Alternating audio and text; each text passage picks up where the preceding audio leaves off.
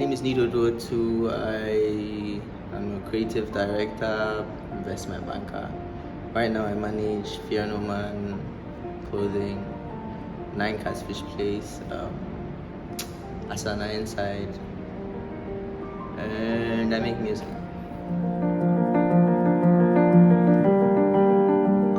I feel I have seen, or I've come to understand that the more I talk about it, the more people I reach, the more likely that these people would have some help or be able to overcome whatever mental problems they have. I was introduced to the idea of abusing substances by my uncles who used to smoke and drink. It made me assume that's how life should be and everybody should be smoking and drinking. Then I got to an age where I started understanding and seeing disappointments and getting depressed, and then I kind of understood why they smoked and drank so much, and then I figured it would be a good solution for me if it was working for them. It's basically how it started. After the first time I used it, it did the job I wanted it to do. I was feeling emotionally down, and it made me feel a little better, so it worked. That's why I did it again. So I had my first drink at about 14, 15, had my first cigarettes a few years before, but I wouldn't say I was addicted till I got to university, somewhere in my first year university.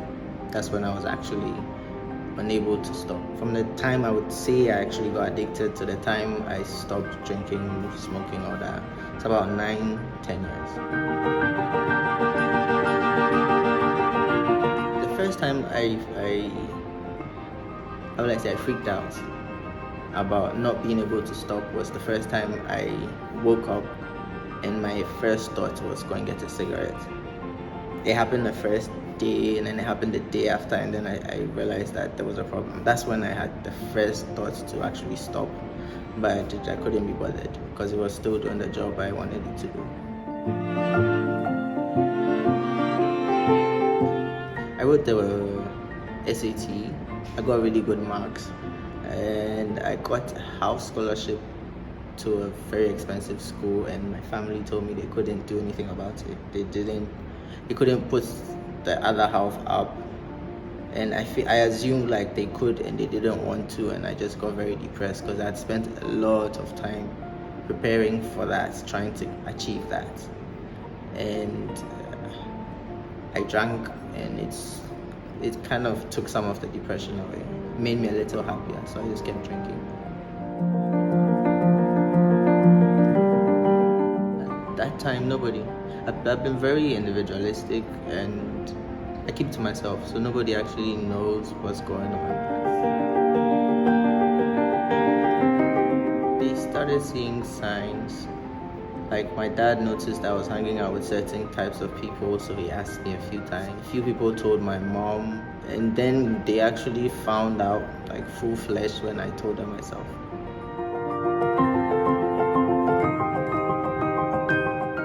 Everybody reacted differently. My little brother wanted me to get help or tried to help me get help. Other family members just felt like I should grow up and stop doing what I was doing.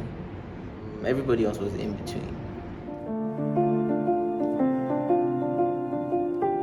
Nobody's strategy was useful, but I have come to see that's because they didn't know. It's not because they were being malicious or anything. They just were very uneducated on the whole topic of mental health and how to deal with it. So it's not really anybody's fault.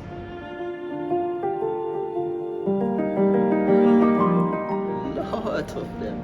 I remember one time I was smoking in the back of somebody's car, and everything just went black. I couldn't see anything, I couldn't breathe, I couldn't talk, I couldn't do anything. My chest was hurting and everybody was just laughing.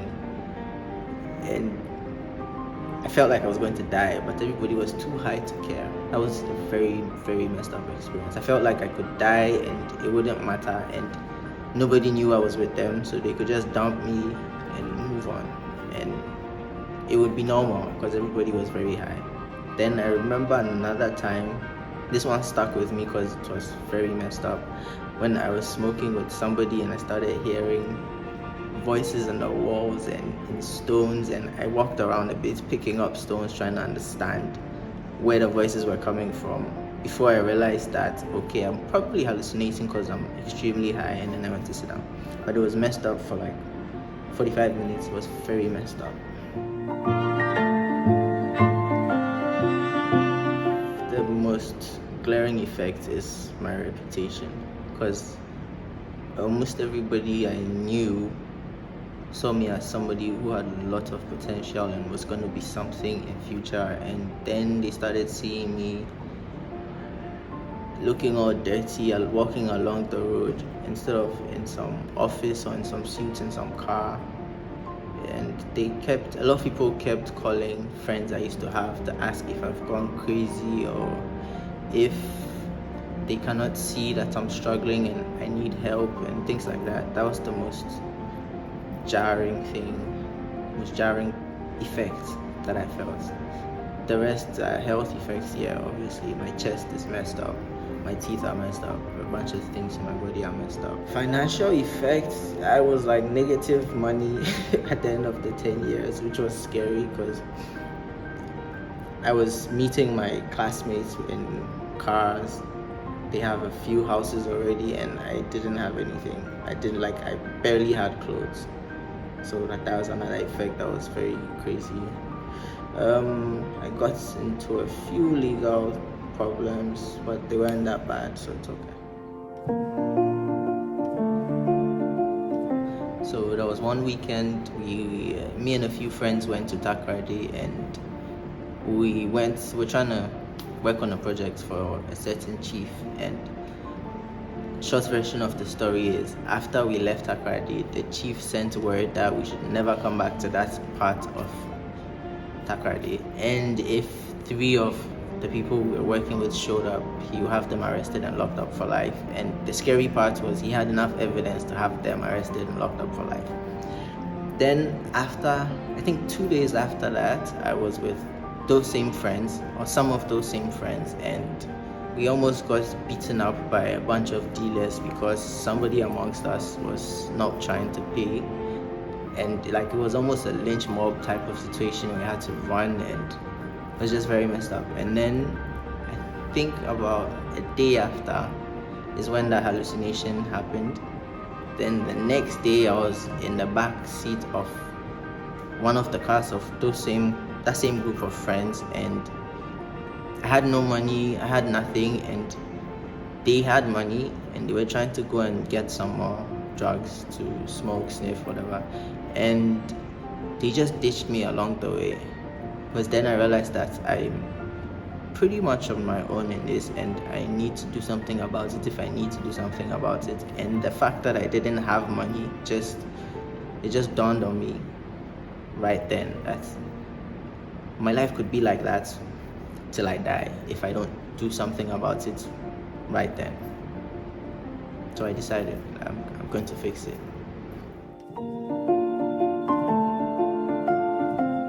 I'd say therapy was the only useful thing I got that actually brought me this far. I would like to compare therapy to what everybody else was trying to do before. Before I've actually got to therapy, everybody was trying to either pray for me or move me into a location where I wouldn't be able to access the drugs, or give me things that they thought would occupy my mind so that I don't focus on anything else. And all those things, they helped a little, but they didn't actually do much because I wasn't even trying.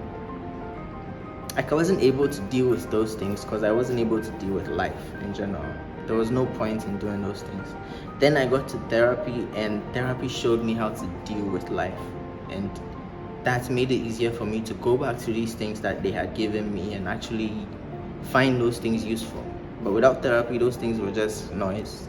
And the noise I already had, which was my substance abuse and my depression and all that. There are 12 steps you have to take to get to being clean and stay in being clean. And It's usually group therapy, but then it's led by somebody who's already been through the 12 steps. There are certain parts where you do one-on-one, like regular psychotherapy with a therapist, and then you go back to groups. The idea is to get you to accept that you have a problem, decide to do something about the problem, and actually take steps to do something about the problem. And in doing something about the problem, you understand what the problem is, being that substance abusers use substances to medicate their feelings and emotions and guilt and stuff like that. And in the therapy, you learn better ways to deal with those things. I don't think anybody fully recovers because a lot of things keep happening that still make me depressed. The only difference is now I know how to deal with the depression. So I won't say fully recover or fully recovered. I would say in the process of recovering, because every day, at least once or twice, I have to recover from something.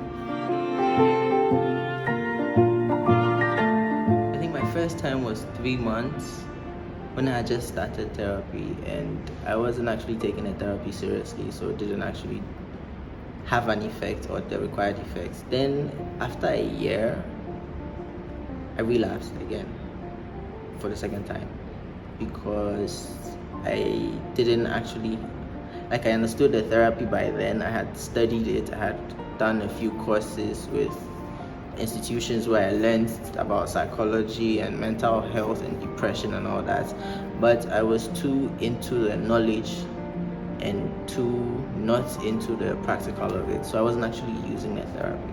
It was when I decided to actually be in the therapy, to use the therapy as a part of my life, to use the skills and the tools I was taught in therapy as how will I say, living mechanism in my life.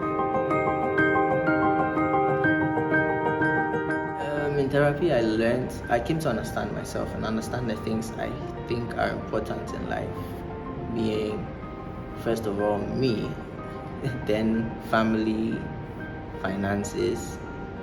I start with me because I am family and finances. I am everything that is a part of my life before I start breaking down the things and then prioritizing them. So family, finances, my passions. Sometimes they switch order, but like that's basically what keeps me.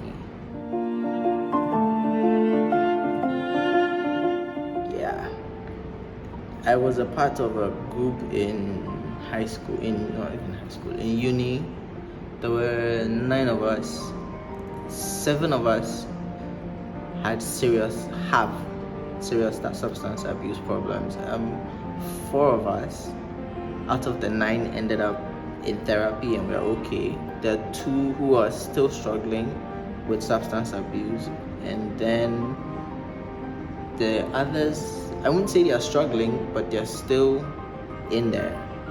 There's only the 4 of us. Even after the 4 of us who went through therapy, there's 1 who's also still struggling. It's just 3 of us who are actually moving on with life. So with just that little sample group of 9 friends, there was only 1 person who didn't have the problem.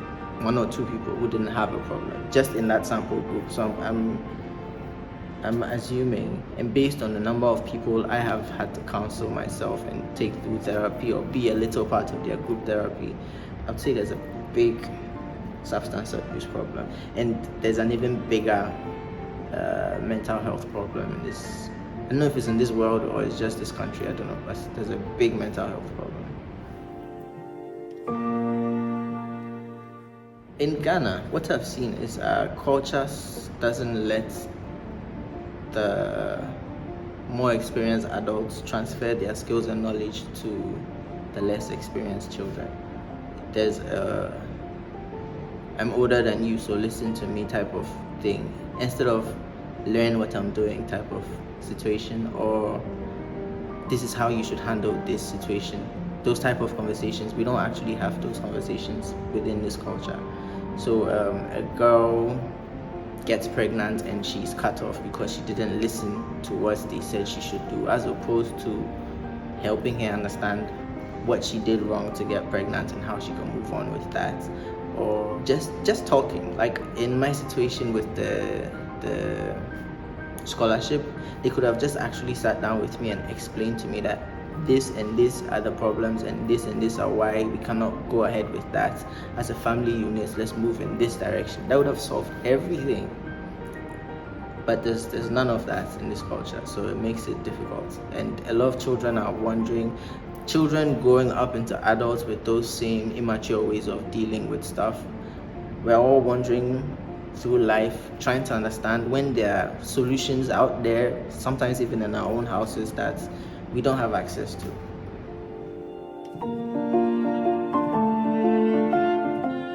I think a lot more people need to speak up about what they are going through. First and foremost, for the fact that if you don't say you have a problem, nobody can actually help you. That's just the first bit of it. And then the people who have gone through it and figured out how to deal with it also need to speak up. I know there's a lot of stigma, which makes it hard for people to put their faces and voices out there and say, this is a problem I dealt with and this is how to deal with it. But I think it needs to be done, because every time I do it, I find one or more people finding a solution from what I'm saying. I've been on a few outreaches and every single one ends with 4 or 5 people coming up and talking about their family members, or they themselves have a problem, or they call somebody else to come, and then we find out that that person needs help, or that person's been looking for help and doesn't know or hasn't found the help. So I think like a lot more education should be done. That's one. A lot more people should speak up. That's two. And people should learn not to judge people based on these type of because it's all little mistakes that lead us all here, and the judgment keeps us there. If there was less judgment, like I remember I was told to go see a psychiatrist when I was 18 or 19. That's when I first started smoking, and I didn't want to go because stigma. 10 years later, I went for therapy because stigma. Just stigma took me 10 years. A lot of people died along the way because of stigma. I would advise families to try and understand first before they do anything else. A lot of families just resort to measures that they have heard would work or they assume would work. Most of the 90% of those things don't work. The best thing is to try and understand what the problem is and who to talk to. If you cannot understand the problem, reach out to a professional who can help you. And if it's addiction based, I would suggest you reach out to an addiction based therapy group, because I've noticed there's a big difference between normal therapy and addiction, substance abuse based therapy. So understand the problem and reach out to the required professional to help.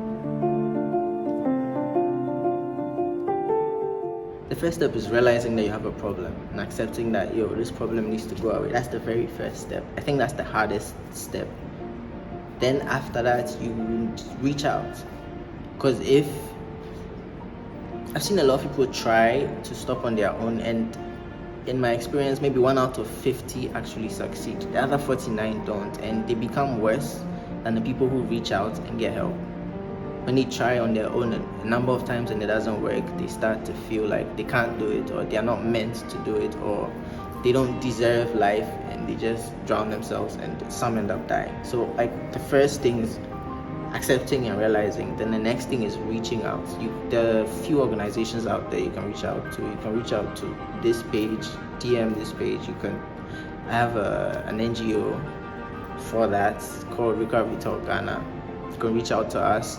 There are a bunch of rehabs on Facebook. Just type in Ghana Recovery, Ghana Rehab. You get a list of them. Contributing in my own little way, I registered an NGO, Recovery Talk Ghana, where we go wherever we are called or wherever we see the need to go, and we educate whoever is listening on the effects of addiction, the causes of addiction, and mental health in general, psychoeducation in general. We've worked with Blue Cross Society, we work with Narcotics Control Board, we work with House of St. Francis, Iris Place Rehab, a bunch of rehabs. We work with a lot of professionals because we need access to people who can help. So people reach out to us, or we find people when we go for these talks and outreaches, and then we connect them with the necessary people. I myself have been through training. My partner, two of my partners have been through training. They are certified addiction professionals. I did the same course. There's a psycho assessment that we need to do to determine where you need to go or what help you need, and then we send you there, or we connect you to whoever can give you that help. You can connect with us everywhere. On any social media platform, just type Recovery Talk Ghana, you get us. You can DM us anytime. Comment on any of our posts, I need help, or how do I reach you, and we'll reach out to you. There's a way. Like, I was struggling because I didn't think there was a way. There were points in my life where I thought I would die with that problem. I thought I would live my entire life with that problem, and today I don't have that struggle. So what I would say is there's a way. Reach out to any of us. There are a lot of my colleagues on TV, on radio, on social media talking about this same thing, spreading the same message. Just find any one of us.